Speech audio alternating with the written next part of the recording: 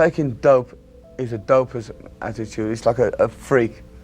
I'm not a freak. I've got a talent, a God-given talent, you know. What if I told you that behind Ozzy Osbourne's legendary madness,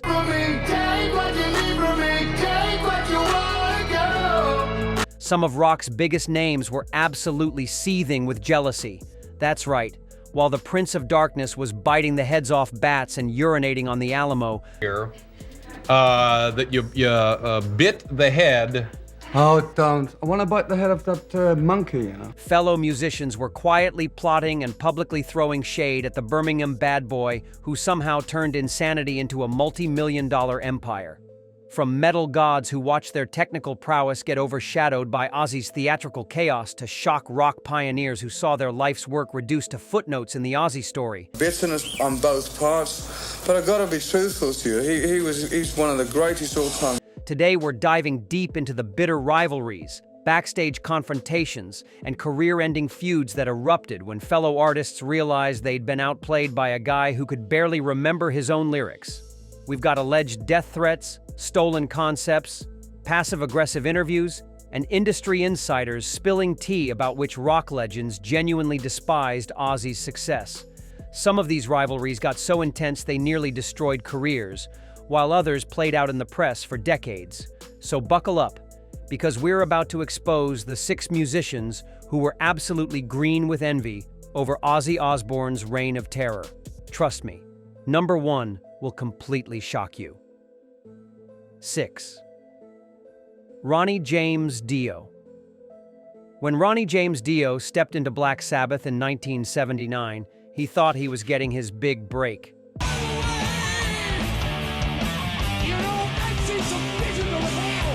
What he got instead was a lifetime of being compared to the madman he replaced.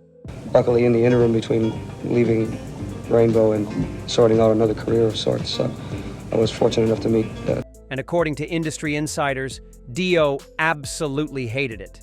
Here's the thing nobody talks about. Dio had pipes that could shatter glass and technical skills that made Ozzy look like a karaoke amateur. But while Dio was perfecting his craft, Ozzy was out there biting bat heads and making headlines. The music press couldn't stop asking Dio about his predecessor, and it was eating him alive. Former Sabbath roadie Marcus Williams allegedly overheard Dio backstage in 1981 screaming about how the media only cared about Ozzy's antics rather than actual musicianship. Sources close to the band claim Dio once said he felt like he was babysitting Ozzy's legacy instead of building his own. The real kicker? When Dio launched his solo career, he deliberately went darker and more mystical, seemingly trying to prove he was the more authentic metal artist. But even his biggest hits, like Holy Diver, were constantly measured against Ozzy's solo success. Music journalist Sarah Peterson reported that Dio would visibly tense up whenever Ozzy's name came up in interviews, and multiple band members from both Sabbath eras have hinted at Dio's frustration with always being the other guy. The man had incredible talent, but he spent his entire career trying to step out of Ozzy's chaotic shadow. 5. Gene Simmons. Gene Simmons built Kiss into a merchandising empire through calculated shock value and theatrical precision.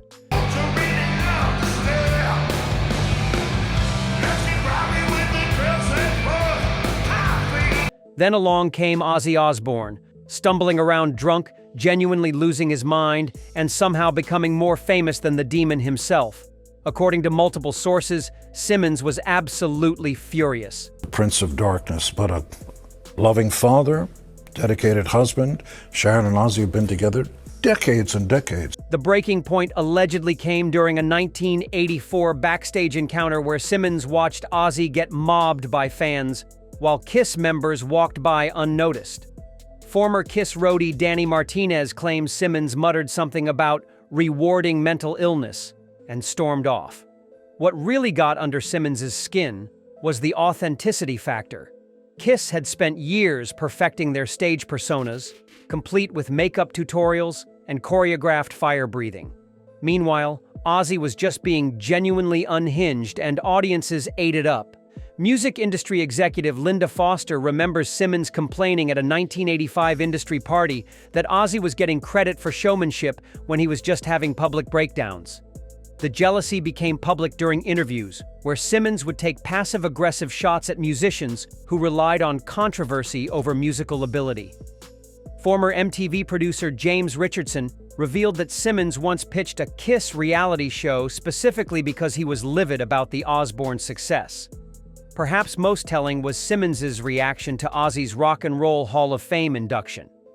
Multiple attendees reported seeing the Kiss bassist leaving early, and journalist Mike Torres claims Simmons spent the after-party talking about how real showmen never got their due recognition. The businessman had been outplayed by genuine madness. 4. Alice Cooper. Alice Cooper invented theatrical shock rock in the early 70s, complete with guillotines, snakes, and fake blood. Those kids alone!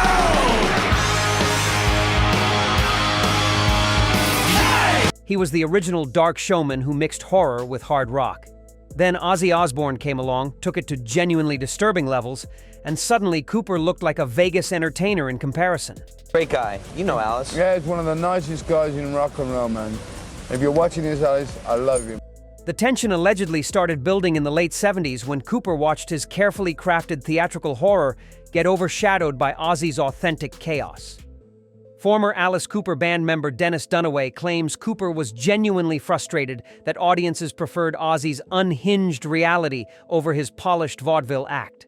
Music journalist Robert Christgau reported that Cooper made several bitter comments during the early 80s about musicians who confused genuine mental instability with artistry.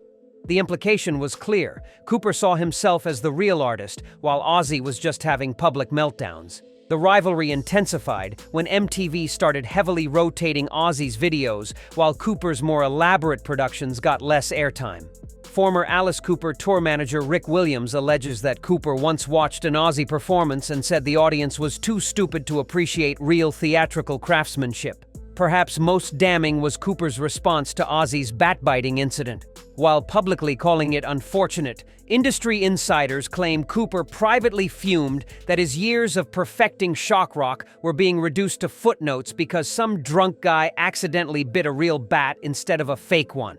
The master of theatrical horror had been upstaged by someone who wasn't even trying to be theatrical. He was just genuinely disturbed, and that authenticity resonated more than Cooper's calculated scares. 3. Rob Halford. Rob Halford earned the title Metal God through decades of pristine vocals and leather-clad perfection with Judas Priest.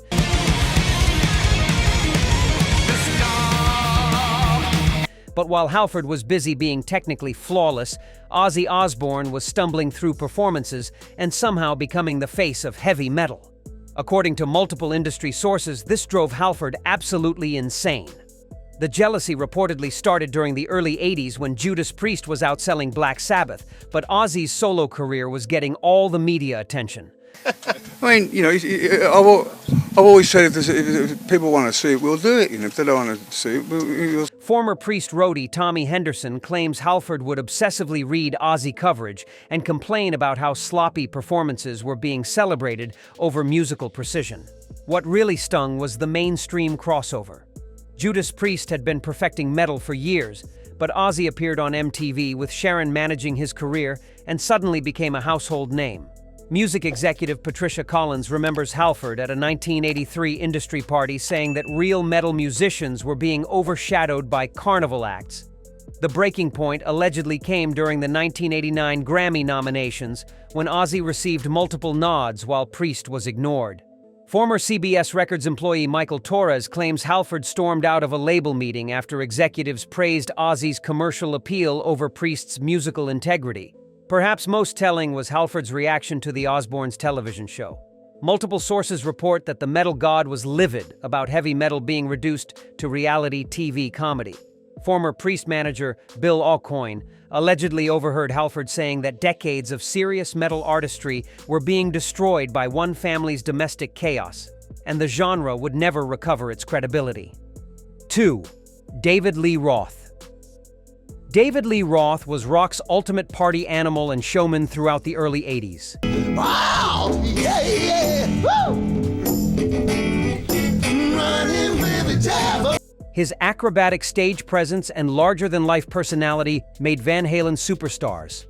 Then Ozzy Osbourne's dark theatrics started dominating MTV, and suddenly Roth's sunny California rock seemed outdated. Industry insiders claim this transition absolutely destroyed him. The jealousy reportedly began when MTV shifted focus from party rock to darker, more dramatic content. Former Van Halen crew member Steve Morrison alleges that Roth became obsessed with Ozzy's videos, studying them repeatedly while complaining that audiences preferred manufactured darkness over genuine entertainment.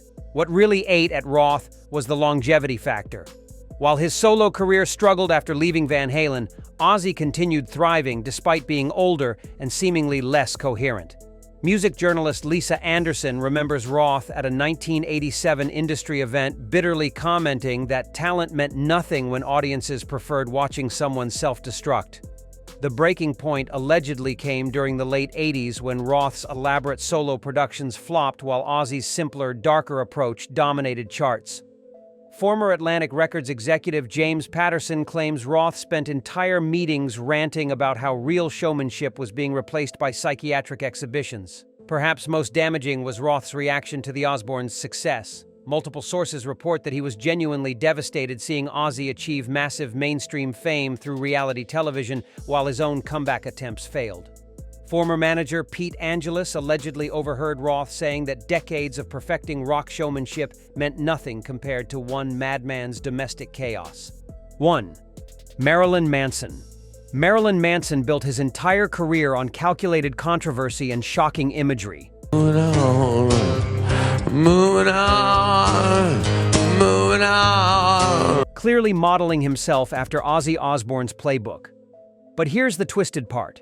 According to industry insiders, Manson became absolutely obsessed with not just matching Ozzy's shock value, but completely destroying his legacy. The student wanted to murder the teacher. Former Manson band member Daisy Berkowitz claimed that Manson studied Ozzy obsessively, collecting bootlegs and analyzing every controversial moment. But instead of admiration, this research bred resentment. Music executive Sarah Williams remembers Manson at a 1995 label meeting saying that Ozzy's shock rock was amateur hour compared to what real artists could achieve. The jealousy intensified when Manson realized he could never achieve Ozzy's authentic madness. While Ozzy's chaos seemed genuine, Manson's felt manufactured. Former producer Trent Reznor allegedly told colleagues that Manson was frustrated by constantly being called a poor man's Ozzy Osbourne. What really drove Manson over the edge was the Osbournes' television success. Multiple sources claim he was livid that his carefully crafted dark persona was being overshadowed by Ozzy playing house husband. Former Manson manager Tony Ciulla reportedly overheard him screaming that decades of shock rock artistry were being reduced to family comedy. The ultimate insult came when Ozfest consistently drew larger crowds than Manson's tours. Industry photographer Ross Halford claims Manson once said that Ozzy's continued relevance proved that audiences preferred genuine insanity over artistic darkness. The Pretender had been permanently overshadowed by the original madman's authentic chaos. So, there you have it. 6 musicians who couldn't handle Ozzy's chaotic success. Which rivalry shocked you most? Smash like, comment below, subscribe, and hit that notification bell.